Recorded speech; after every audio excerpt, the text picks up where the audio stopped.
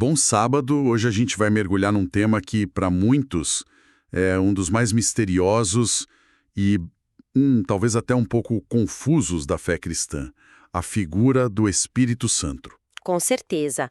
Às vezes ele é visto como uma força, uma energia, quase um fantasma, né? Isso, uma espécie de primo distante da Trindade que a gente não sabe muito bem como abordar. Exato. E para tentar trazer essa figura para o centro da conversa, com mais clareza, a gente vai usar como guia um livro de R.C. Sproul chamado Quem é o Espírito Santo? Um ótimo guia, por sinal. E a nossa missão aqui é desvendar as ideias principais dessa obra, tentando transformar essa figura que para muitos é abstrata em alguém com um rosto, uma personalidade e uma missão bem definida. É um objetivo excelente, porque o que o Sproul argumenta é exatamente isso. O Espírito Santo não é um algo, mas um alguém. Certo. Uma pessoa divina e extremamente ativa. E é isso que a gente vai explorar hoje. Quem ele é, o que ele faz e por que isso importa de uma forma muito, muito prática. Perfeito. Então vamos começar pelo começo, pela questão mais fundamental, e convenhamos a mais difícil de todas. A Trindade. A Trindade. A fórmula clássica diz: Deus é um em essência e três em pessoa. Minha cabeça dá um nó toda vez que eu tento pensar nisso. Como é que algo pode ser um e três ao mesmo tempo? É a pergunta de $1 milhão da teologia. Com certeza. Parece uma contradição matemática, né? Parece. E o autor, o Sproul, ele sabe disso. Ele não tenta simplificar o mistério, mas ele nos dá uma ferramenta filosófica para ajudar a gente a pensar a respeito. Ok. Ele faz uma distinção entre duas palavras que parecem sinônimos, mas não são: existência e subsistência. Existência e subsistência. Confesso que no meu dia a dia eu usaria as duas como se fossem a mesma coisa. Todo mundo usaria, mas a chave está na raiz das palavras. Vamos lá. Existir, do latim existere, significa literalmente estar fora de. Estar fora de. Isso. O autor aplica esse termo a tudo que foi criado. Nós, os seres humanos, as árvores, os animais, existimos. Estamos sempre mudando, sempre a um passo do não ser. Nossa existência é frágil, depende de algo fora de nós para continuar. Entendi. É como se a nossa realidade estivesse sempre por um fio, né? A gente não se sustenta por conta própria. Exatamente. Agora, Deus é diferente. Ele não existe nesse sentido. Ele é o puro ser, o grande eu sou. Ele não muda, não depende de nada. Certo. Por isso, a teologia usa outra palavra para descrever as pessoas da divindade: subsistência. Ah, As três pessoas, Pai, Filho e Espírito Santo, elas subsistem dentro do único ser de Deus.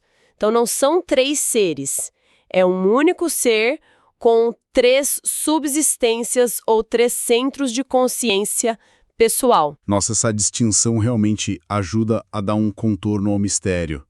Ok, então, se o Espírito Santo é uma dessas subsistências, uma pessoa, como é que o livro argumenta isso? Contra a ideia de ser só uma força, né? Isso, tipo a força em Star Wars. Ótima comparação. Bem, o Sproul vai direto para as escrituras. Primeiro, algo que parece simples, mas é profundo: os pronomes. O texto bíblico sempre se refere a ele como ele, nunca como isso. Aham. Mas o argumento mais forte vem das ações. Uma força impessoal não ensina, não guia, não se entristece, não convence do pecado.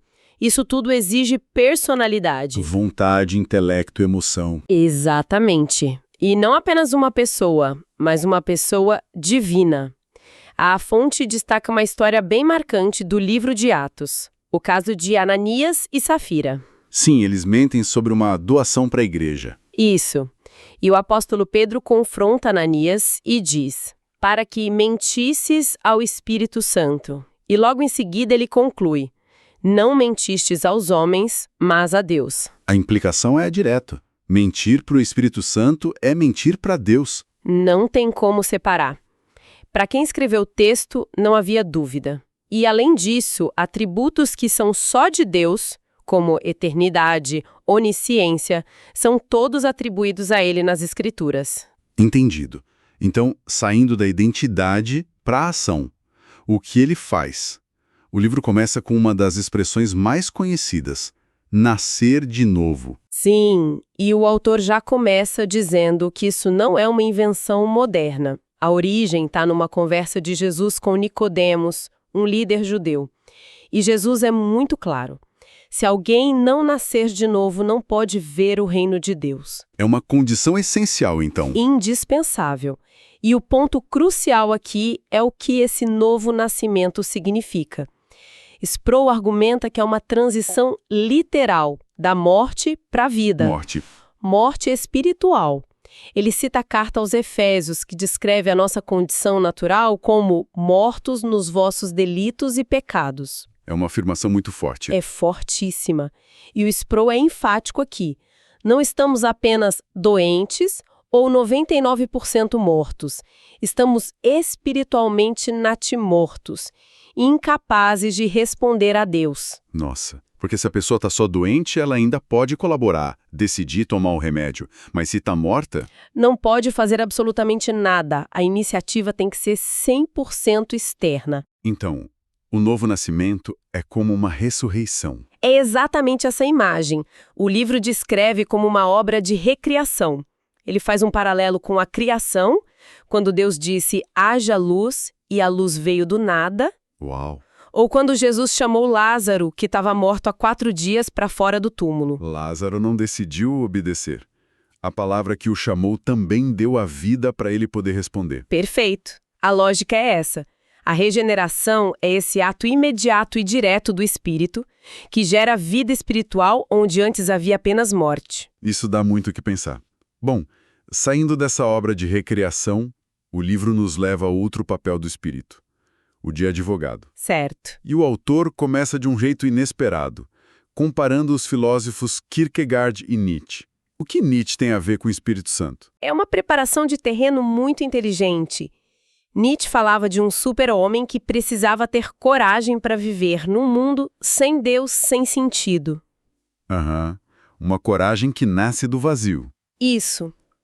Aí Sproul faz a conexão. Jesus também chama seus seguidores para serem corajosos, mas não num vácuo. Na noite antes da crucificação, ele promete enviar outro Consolador. Em grego, Parakletos. E o livro argumenta que Consolador é uma tradução que perdeu a força original, né? Perdeu quase toda a força. Parakletos significa literalmente alguém chamado para ficar ao lado, como um advogado, um ajudador, um reforço na batalha.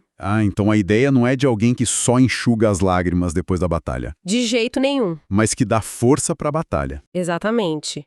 A raiz da palavra conforto em latim, confortis, significa com força.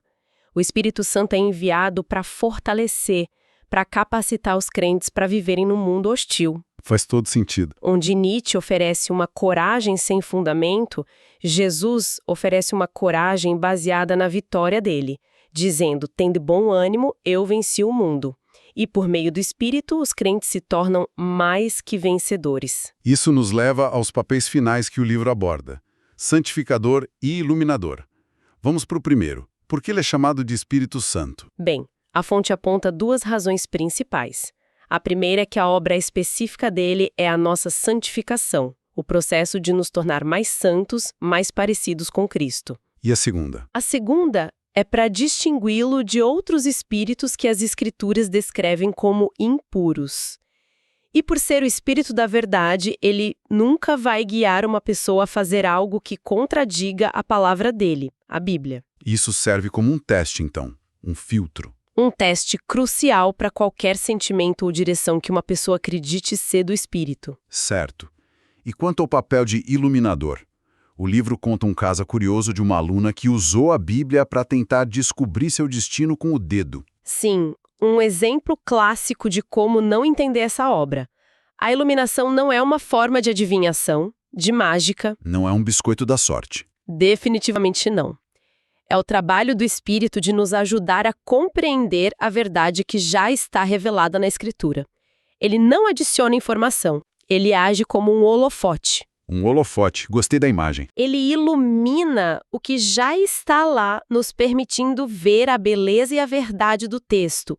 O livro contrasta esse caso com a conversão de Agostinho. Que ao ler uma passagem de Romanos, teve o texto iluminado na mente. Exatamente. O texto já estava lá, mas naquele momento o Espírito fez com que aquilo se tornasse vivo e transformador para ele.